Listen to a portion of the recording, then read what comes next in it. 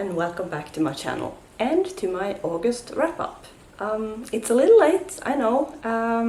Life kind of got away from me a little bit, but we're here and I am finally ready to talk about the books that I read in August. So I read 11 books in August, which is sort of like normal for me this year. Most months I've finished like 10 or 11 books. So we're right where I've been pretty much all year. I've read 6 physical books, 4 audiobooks and 1 ebook. And at the beginning of August I picked my August TBR out of a TBR jar. And I've actually finished all the books that I picked out for that TBR. So let's just get into the books that I read in August. So the first book that I finished was Murder on the Orient Express by Agatha Christie. This is a classic mystery book. It's very well known and it's very loved, and that makes me kind of scared to talk about it because I didn't love it. I didn't hate it either. I thought the mystery itself was really good. It was super intricate, super interesting, and I thought the conclusion was very satisfying. But the book is very straight to the point. There isn't much time spent on creating an atmosphere or on the characters, which I was missing, I guess. I prefer really atmospheric mysteries. And there was a lot of characters, but they all felt very one-dimensional, and we didn't really get to know them very well. I kept mixing them together, I just couldn't keep them apart. So yeah, I ended up giving this book 3 stars. Like I said, great mystery, but I thought it was lacking somewhat in atmosphere and characters. This book I read for the Pop Sugar prompt to read a book from a series with more than 20 books. This is a Hercule Poirot book. It's number 10 in the series according to Goodreads, but you can read them in any order. I haven't read any of the others and that worked fine. So yeah, this book fulfills that prompt. The second book I finished in August was A Tree Grows in Brooklyn by Betty Smith. This is the Norwegian translation, which is why the title is slightly different. This is also a classic, I guess. It was published, I think, in 1943. And it's about a young girl called Francie who grows up in Brooklyn in the early 1900s. She comes from a very poor family. They don't have a lot of money. And the story starts when Francie is about 11. And then we sort of go back in time a little bit and we get little tidbits from her early childhood and from about her parents and her family. And then we sort of go back to when she was 11 and we follow her up until she's about, I think, 18. So this book surprised me a little because for the first part I was pretty bored. I struggled to get into it and I wasn't really that interested at all. I guess those little tidbits we got from Francie's earlier life, they just didn't interest me that much, and it wasn't really much of a story, I felt. But then something happened. I don't remember when, but at some point I just got really invested in Francie's story and her family's story, and I ended up really enjoying this. I loved the atmosphere. Brooklyn felt almost like a character all of its own. This explores family dynamics, especially the mother-daughter relationship in here. And yeah, I just ended up really enjoying this, and I ended up giving it 3.5 stars. And this one also fulfilled the Pop Sugar prompt to read a Bildungsroman. I had to Google what that was because that was a totally new word to me.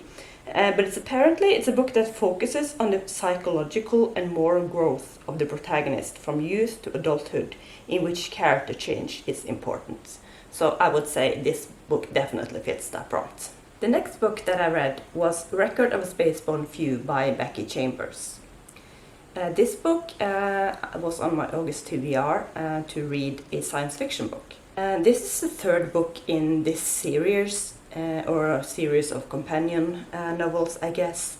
And it takes place right after the events of the first book, but we follow completely different characters. There's a link though. I think one of the characters from the first book is the brother of one of the characters from this book. And I think there were a few other links as well that I can't really remember right now.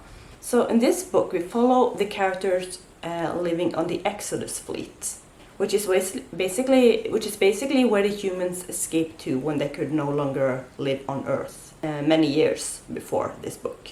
So the people living there now are descendants of the people who left Earth.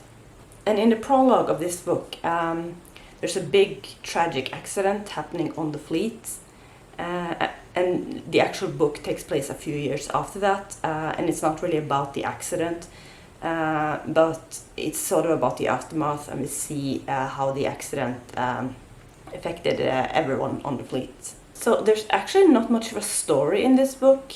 It's more that we follow some characters on the fleet and sort of their everyday life, sort of slice of life almost. The characters are from like different ages and in different like stages of life, but throughout the book some of them do cross paths. So this book is really about the fleet and about life on the fleet, and sort of the ever-present question of do we stay on the fleet or do we leave to settle down on a planet. So yeah, like I said, there's not much story here, and I don't always love that, but there's just something about the series that I just really enjoy.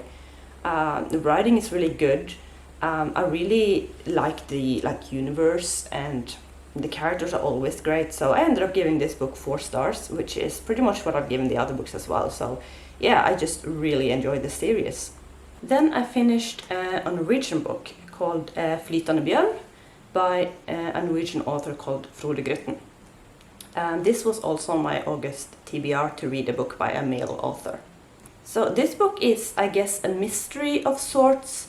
It's set in a small town in western Norway, not very far from where I live actually, so I've been there, so I could sort of like picture it as I was reading, which is always nice. So our main character is a guy named Robert.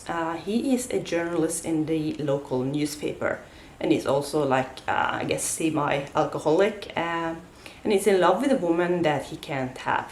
So sort of the premise here is that a young man dies in this town after his car crashes into the river, and it's suspected that maybe someone actually ran him off the road. So this book is super short. It was only like, I think, just over 200 pages, so it didn't take me very long to read. And it contains a lot, and I appreciate some of the topics that was talked about in here. There's a lot of small town racism and xenophobia.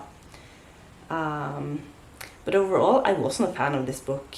The mystery itself was okay, but there just wasn't a lot of time spent on that, really. The book focused a lot on the romance, I guess, between our main character and the woman that he loves. But I didn't really see the point of that romance, and I didn't understand why it was even there. The book also focused a lot of, like, I guess, behind the scenes of being a journalist, I guess. With this event that happens in this small town, it's all of a sudden, it's all over the national news, and there are reporters and journalists from all over the country arriving in this small town to cover like the murder and the investigation. And there's just like a lot of cynicism among journalists and stuff like that being talked about in here. And it's also talked about a lot of like about how this small town is basically dying because a lot of people have lost their jobs over the last few years and stuff like that. But the atmosphere is like super gritty and super depressing, really. It's kind of dark, and that's just not something that I enjoy. The writing in this is pretty good, which wasn't surprising to me. This is a very well-known Norwegian author. It was my first book by him, but he is known for being a really good writer, so I wasn't surprised by that. But overall, I didn't like this book. So I ended up giving it 2 stars. It just really wasn't for me. Apart from kind of liking the mystery, there just wasn't a whole lot that I enjoyed in here. The next book I read was The Good Daughter by Karen Slaughter, which I listened to on audio. And I don't really know how to talk about this book because I didn't really like it, but I also don't feel like I can blame the book.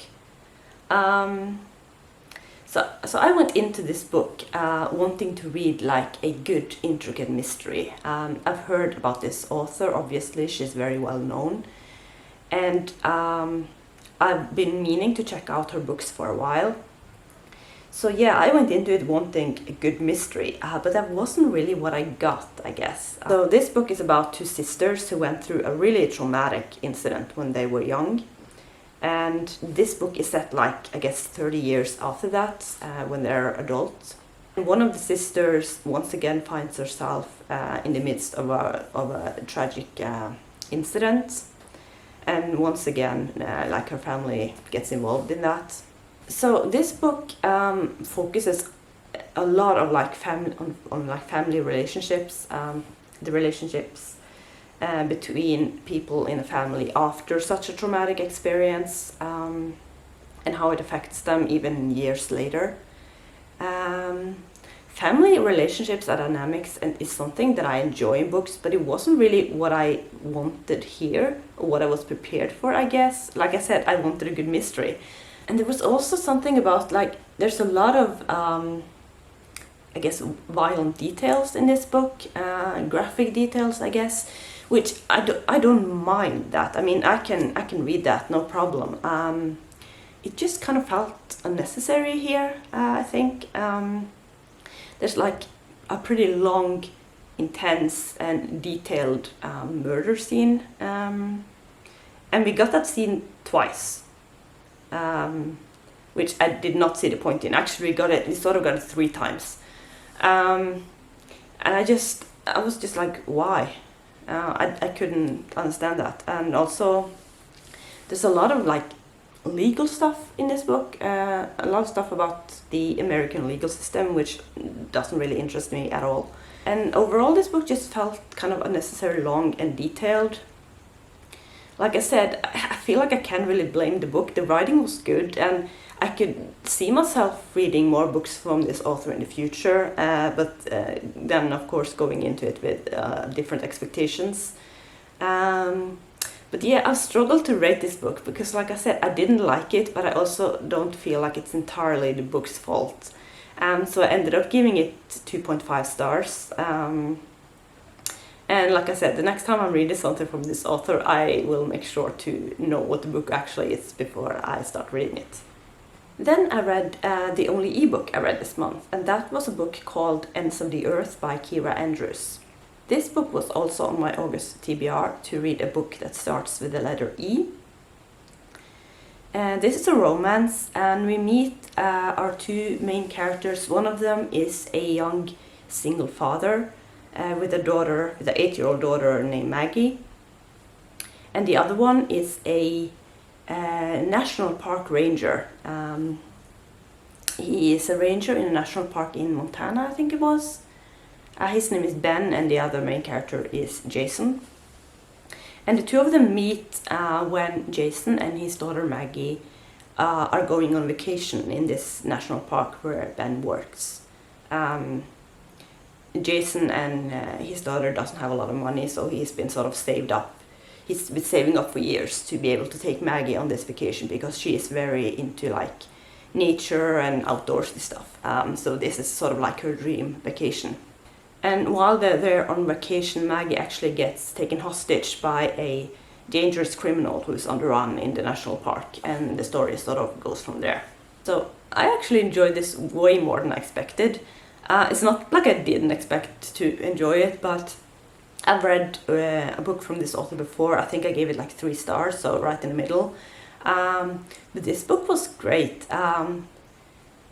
I was a little worried going into it that too much time would be spent on the hostage situation, which, I mean, it sounded intriguing, but I didn't want like the whole book spent on that. When I pick up a romance book, I want to read about the actual romance.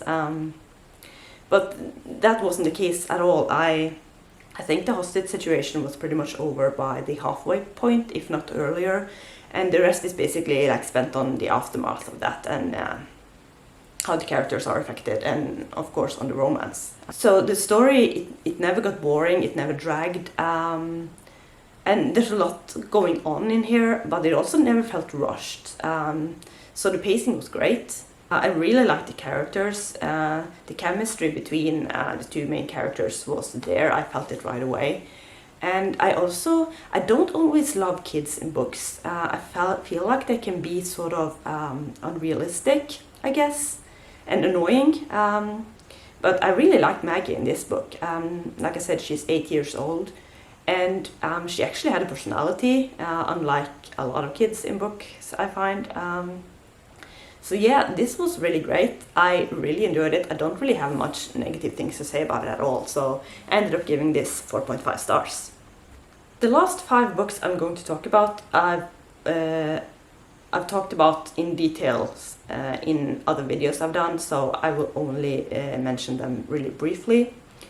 The first book being A Long Way Down by Jason Reynolds, which I read for the Scallywagathon in August. So like I said in my vlog, this book I really liked. I listened to it on audio, which was great. I definitely recommend the audiobook because it's read by the author. I thought it was very well written. I thought it was super impactful and just overall really great, and I gave it 4 stars. The next book I read was A Song Below Water by Bethany C. Morrow, which I also read for Scallywagathon. This was another book that I listened to on audio, and like I said in my vlog, I'm really torn about this book.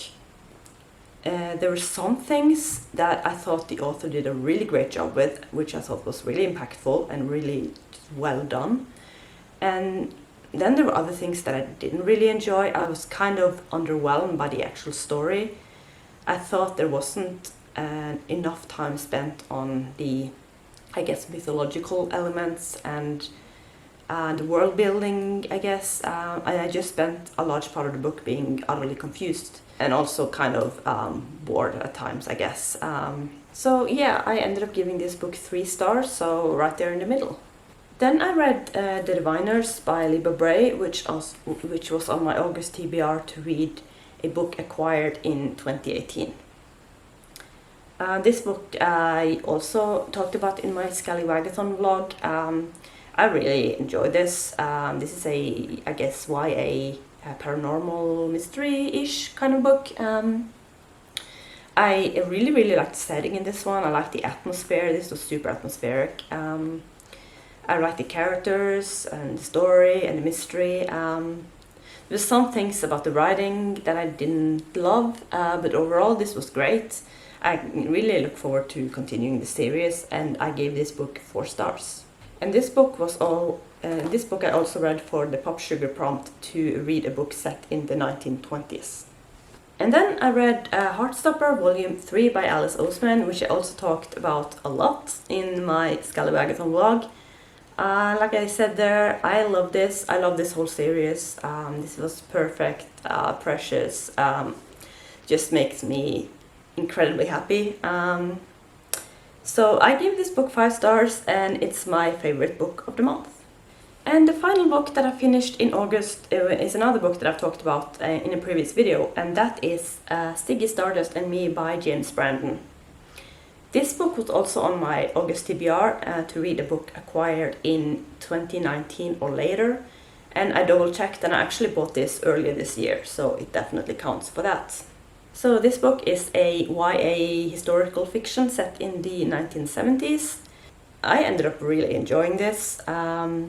The writing style was kind of different and not necessarily my favorite, but this book just hit me emotionally way harder than I expected. And I ended up giving this book 4.5 stars.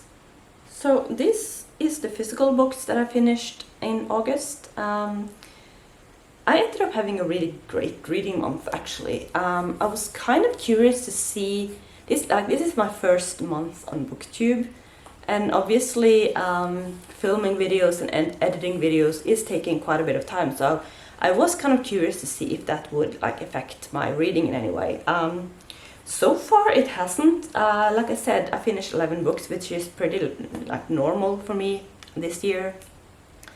So I'm happy. I read a variety of different books. I read a 5-star book, which doesn't happen every month because I don't give out a lot of 5 stars.